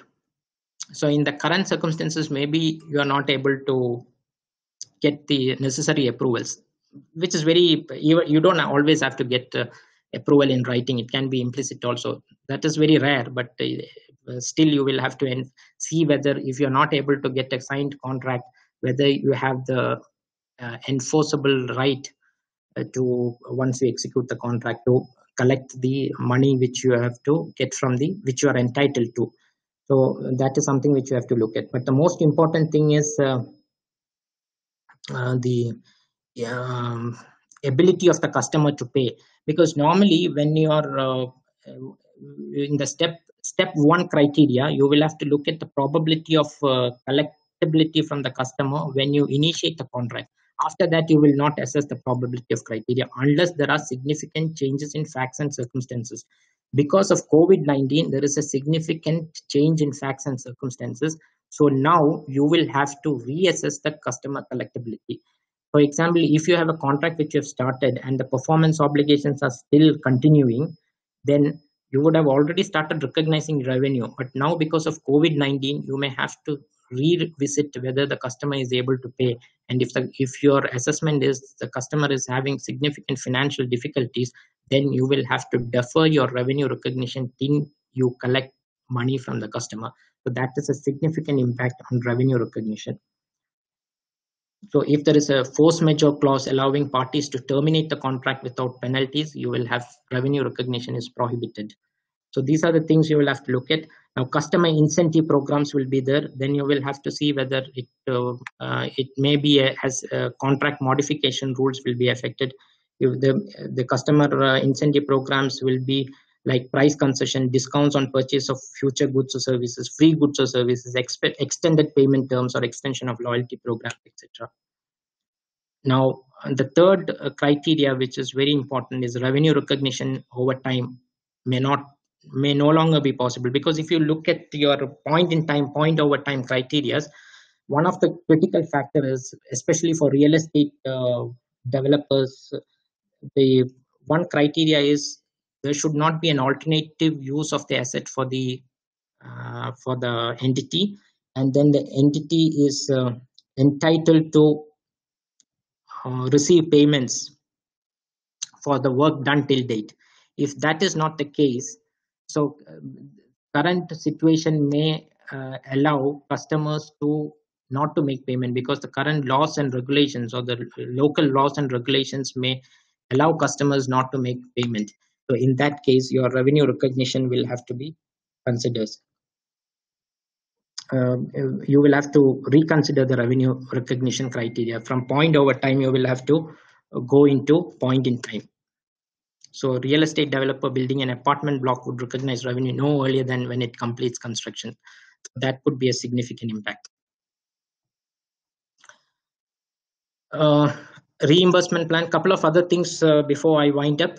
You will have to look at the provision accounted for as reimbursements under IAS 37. You will have to see whether you will have to recognize it as a separate asset, and related income and recovery is virtually certain. So in insurance claim, you may have an insurance in your insurance contract, you will have a clause for a force majeure clause, which allows you to terminate that contract with the customer. Then you will get a claim from the insurer if there is a force majeure clause. If you can invoke those force majeure clause, then you will have to recognize it as you will have to see when you can recognize it as an asset and an income. So you will have an insurance claim receivable and an insurance and an income to be recognized. So that is one thing. And the other one is compensation for business interruptions. So you will know this loss of profit or business interruption clause, which you can do because you're not able to run your business due to the government measures which has happened. So in that cases, you can, if your contracts allows you, insurance contracts allows you for a loss of profit claim, then if you have an unconditional right to receive that compensation, you can recognize it as an income. So when will you have an unconditional right to receive compensation? You have to follow three critical principles have to be. First, you should have an insurance contract, obviously. Secondly, loss event should have occurred and the claim is not disputed by the insurer. So you should have a loss event. This is a loss event. Obviously, this is a loss event, but it should be not be disputed by the insurer. And then you are able to measure it reliably based on the amount and timing of expected cash flows. If these three conditions are there, you can recognize the insurance claim receivable and then income into your P&L.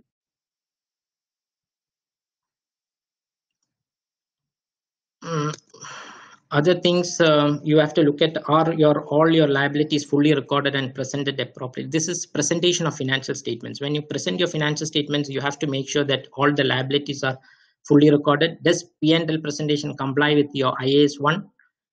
Then key consideration is recognition of restructuring provision, whether you have made any restructuring, whether you have made provision for that. Are there any onerous contract? What provision you will make for that? Breach of covenants, how will you classify current, non-current? Disclosure of significant cost in the P&L. How do you disclose this P&L presentation? Going concern consideration, subsequent events, consolidation also you will have to look at, because you may have a component in a jurisdiction where the component has a significant loan and they have breached the loan covenants. Then normally these lenders will have a protective clause that whenever you breach a loan covenant, they will, or whenever you're in default of payments, they will come and start controlling the business. So then you will have to see whether you are meeting the IFRS 10 control principle. In that case, you may have to deconsolidate. So that is something which you have to be mindful of in the component, how if there is your component is sort of highly leveraged, and if there is a default, then you may have a situation where you will have to deconsolidate your financial statements. And then you will also have to look at interim reporting considerations.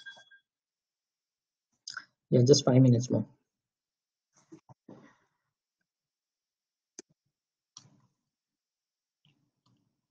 Restructuring provision you recognize only when there is a formal plan to restructure and there has been a valid expectation has been raised in those affected by those plans.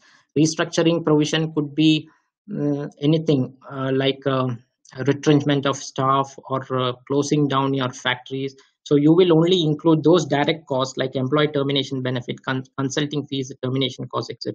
Costs associated with ongoing activities are not considered. So the trigger events are downsizing or discontinuing specific operation, exploring new business opportunities, companies implementing long-term changes to its operational plans.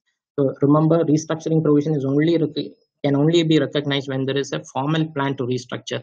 So mere board approval is not a formal plan. You have to have a detailed plan of what is the how many employees are being retrenched. What are those employees' names, etc., etc. So if a formal detailed plan is there, then you can recognize that.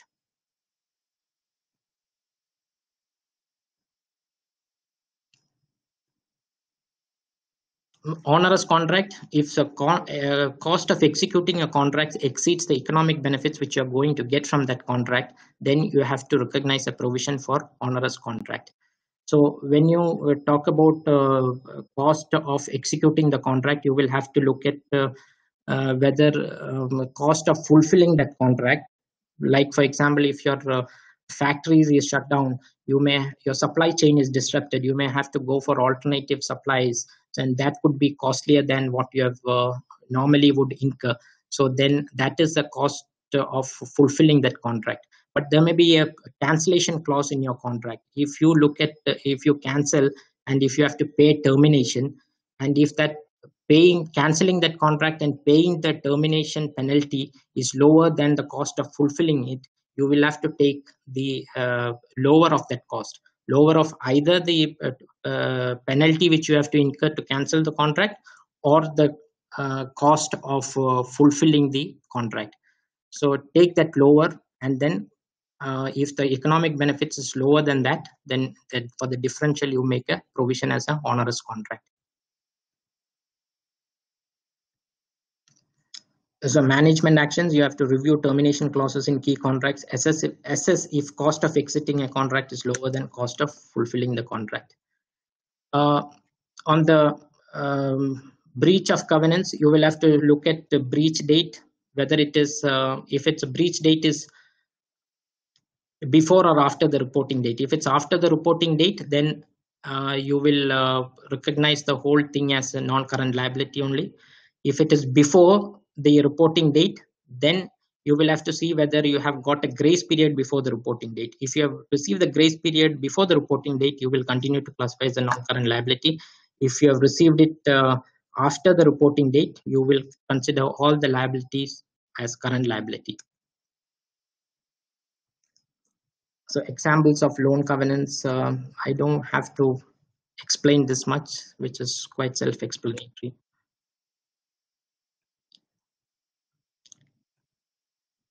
Then IAS 1 specific disclosures, what it really means is material expenses or income items have to be separately disclosed in the P&L or as a separate note.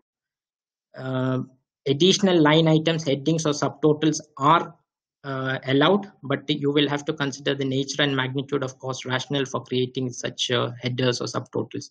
Pro forma presentation and presentation of items as extraordinary is prohibited under IAS 1. Pro forma presentation means you may want to say that because of COVID-19, I have incurred certain additional operational costs, so I want to eliminate this and show as a separate COVID-19 impact. That kind of thing is not allowed under IAS 1.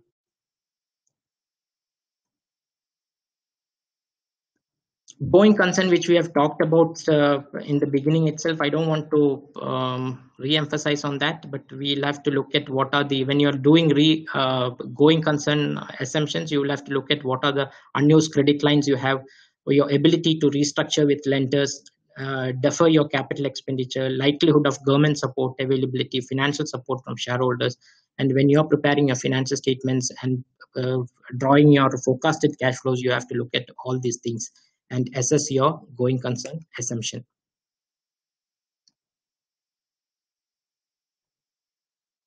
Subsequent events, again, is you will have to look at whether, see, this COVID-19 was there in started in November 2019, but what has really affected your asset valuation is because of the government measures which has happened subsequent to the balance sheet date. So that is not a condition which was there on the date when you prepared your financial statement, on the reporting date, if it's a 31st December 2019 financial statements. So that will be considered as a non-adjusting event, and those non-adjusting event only you will disclose. So you will have to, as much as possible, you will have to disclose the financial impact of those non-adjusting events. So if it's an adjusting event, adjust amounts recognized in the financial statement. Non-adjusting events, disclose the nature and an estimate of its financial impact. For year ending 31st December, most likely non-adjusting, but COVID-19 impact for Q1 reporting or 31st March, most likely to be a current period event that will require ongoing evaluation.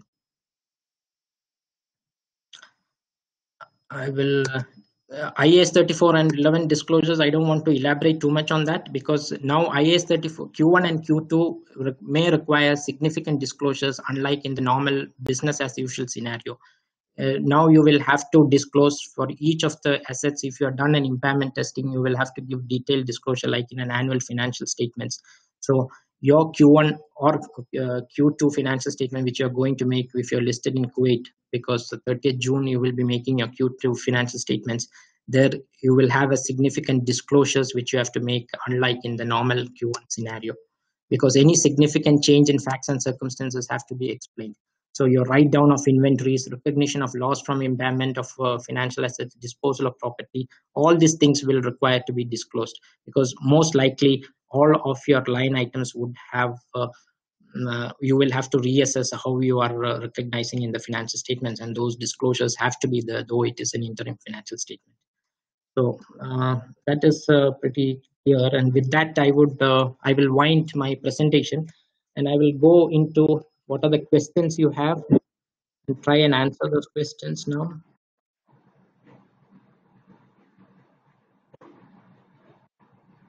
Yeah. So one of the question is, how are banks expected to treat the loan installment postponements, especially consumer loans that are EMI type loans? Is it different within the regional and globally? To answer to that question, it is not different within the region or global or globally. You have to treat it uniformly everywhere. So loan installment postponement, I have already discussed that when I took the session. uh, any installment postponement, banks will have to identify the sicker criteria first of all, and sicker criteria, not automatically everything will fall into your stage 2. You will have to assess it on a case by case basis. Your 30-day DPD is no longer valid in those circumstances. So because it's a freeze of payment, you will have to look at the qualitative criteria of each customer and see how it has affected sicker. And for ECL, you, as I mentioned earlier, it will be based on you'll have to include macroeconomic overlays. Amid COVID situation, for goodwill and intangible, do we need to do impairment test during interim period or only annually as required? Yeah, you will have to do it during interim period, because normally you need to test at least annually, but when there are significant when there is change in significant facts and circumstances, and those have changed significantly, and then there are indicators of impairment. Whenever there are indicators of impairment, you will have to test for impairment for goodwill, not only for goodwill, for any type of non-financial assets. And but then if you have also, you will have to look at whether what was the headroom you had. If your headroom means your recoverable value is much higher than the carrying value, then most likely, even though those trigger events are there, maybe you can do a rough computation and see whether since you have a huge headroom, it may not have much of an impact. So it all depends on how much headroom you have. But to answer to your query, yeah, whenever there are indicators of impairment, you will have to test for goodwill. Please share more on payment moratoriums. Please share more on payment moratoriums. Payment moratorium, I already discussed about payment moratorium. Payment moratorium, whenever there is a payment moratorium, there are a couple of things you have to look at. It's considered as a debt modification, which I talked about, debt modification accounting rules. Then you will have to look at sicker from a lender's perspective. You will have to look at sicker implications and also the ECL computation.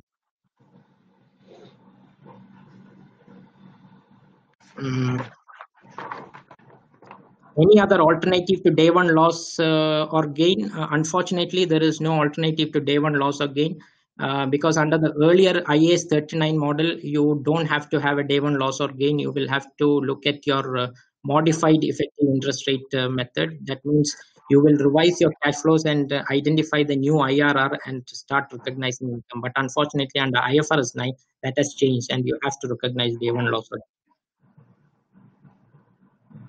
We have an ECA loan. What all will be the primarily impacted for the loan to start our negotiation? I mean, it depends on the facts. Unless there is more fact to that, I won't be able to actually comment on that. Are other countries in the GCC taking this day one hit? To answer your question, because this loan deferment is significantly impacting in GCs in Kuwait and Bahrain, and both Central Bank of Kuwait and Central Bank of Bahrain are discussing about how to avoid this day one gain or loss. So only way you can avoid day one gain or loss is a carving out from the IFRS 9. Otherwise, day one gain or loss, day one the day one gain or loss cannot be avoided. So central banks, if they carve out, then they may be able to avoid that. If they don't carve out, that will be so as I hear, where the major impact is in Kuwait and Bahrain, and so they are the ones who are considering that. With reference to IFRS 16, how will the impact of change in incremental borrowing rate will be accounted for, as the CBK rate has decreased and will impact all leases? Will this be a lease modification? No, that will not be a lease modification, because IBR, once you have identified your discount rate, that discount rate will continue throughout the period of the lease unless there is a lease modification otherwise, not because of the change in interest rate. So when there is a lease modification because of change in the payment terms or because of addition of new ROU asset, then you will have to relook at your IBR. So then you will have to look at the revised discount rate, and because the CBDR rate has changed, most probably your liability will go up. But otherwise, if there are no change in the other modification, any other considerations or lease assets, any other new assets are added, you will not reassess your lease liability. So you don't have to bother about whether your discount rate has changed or not. What is the way to enhance positive operative cash flows? Positive operating cash flows, the only way to do it is you do a restructuring plan. That is a business decision, right? You have to do a business restructuring plan. You will have to look at the alternative ways of selling your goods, and probably you will have to look at the alternative financing options which you have. Will you be sharing this slide in the Kuwait chapter group? Yes, we will be. Regarding business interruption claim, insurance company refused to accept the claim, saying that the factory is shut down by the government order. Yeah, if that is the case, that is what I was talking about, the force majeure clause. You will have to assess whether you can invoke those force majeure clause. You may have to have a legal interpretation over here. You will have to consult your lawyer. But otherwise, if there is a force majeure clause and if it is invocable, then there is no way insurance company can refuse your claim. And but as long as the insurance company has not accepted your claim, you cannot recognize any income. Can you give more on business interruption policy? Business interruption policy is effectively your whenever, see, if you remember, there was a flood sometime in way back when there was a lot of business interruptions because many of the companies' inventories were flooded, especially these automobile traders, automotive traders.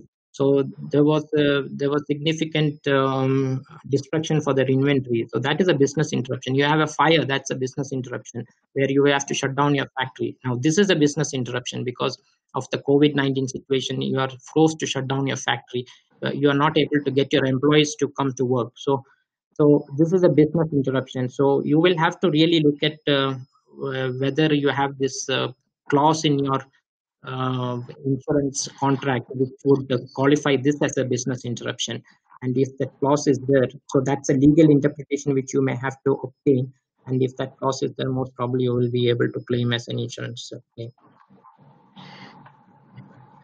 CMA Kuwait has come up with notification of reporting Q1 2020 along with Q2. What is your take on this? What additional challenges to be taken care in this regard? See, Q1 2020 and Q2 2020, as I said, interim financial statements, you will have to look at all this.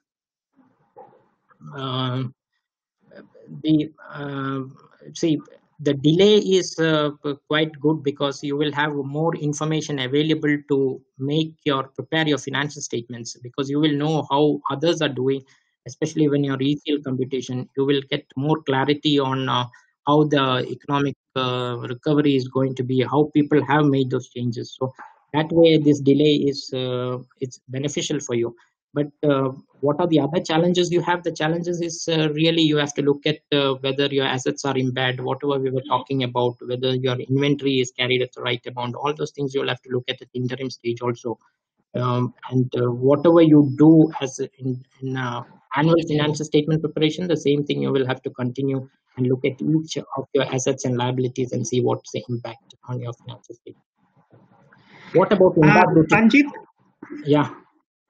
Ranjith, sorry to disturb you. I think, due to the time constraints, maybe you can answer one or two questions as you feel comfortable, and then we can reply to the remaining questions separately, privately to the members. Yeah. Yeah, okay. I am already done. There is only one more question, which is... Yeah. As you feel. Let me see.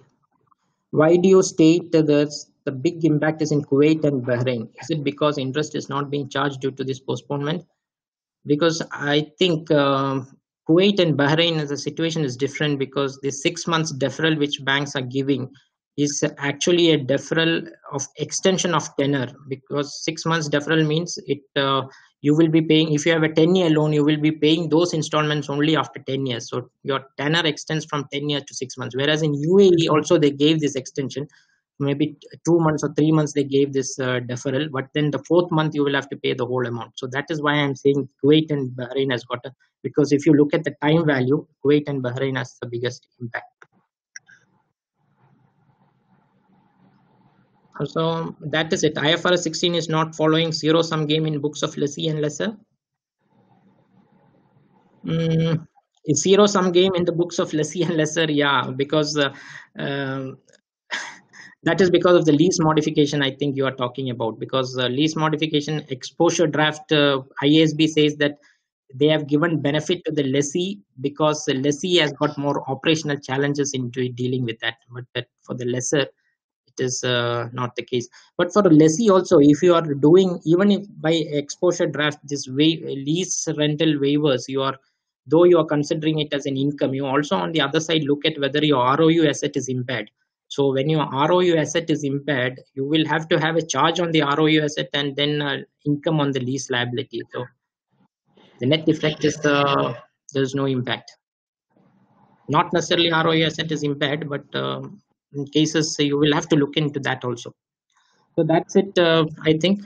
Other than Yes, that, there's nothing much. All the questions are no. answered. Thank you, Ranjith. I express my vote of thanks on behalf of ICAI Kuwait chapter.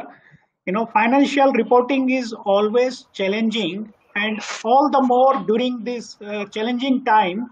And you have given us a comprehensive master class on all the wide spectrum of accounting challenges which the accountants and auditors both will face same time. So, you have done more than what we could expect from you. You touched and gave in-depth knowledge on various aspects of complex accounting treatments like hedge accounting, lease accounting, ECL model, all the government grant accounting, revenue accounting. Nothing was left. It was like a complete course on accounting and auditing. We respect your time and efforts. You answered all the questions, and with this, we look forward to your continuous support to ICI Kuwait chapter. And we thank all the members who could made to join. We have a lot of upcoming webinars for our members. We will share this presentation. And with this, if anything, Chairman Sai would like to add, I will invite him. Thank you, Deepak, for the vote of thanks. Ranjith, really, it was very insightful presentation. I think now all our chapter members should take diploma in IFRS under you, under your guidance. So I think you can start a small institute which can give really a good mileage to all of us CAs in Kuwait. Okay, with this, I wind up.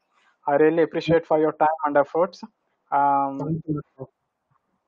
Okay, but only unfortunately we cannot see you. Otherwise, the presentation is really fabulous.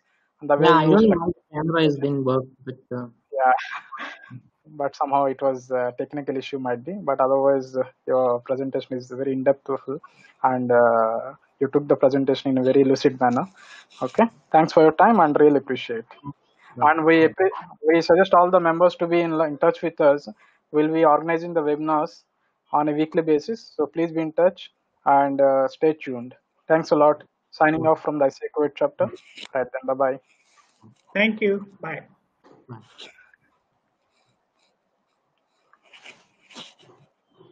Thanks, Deepak.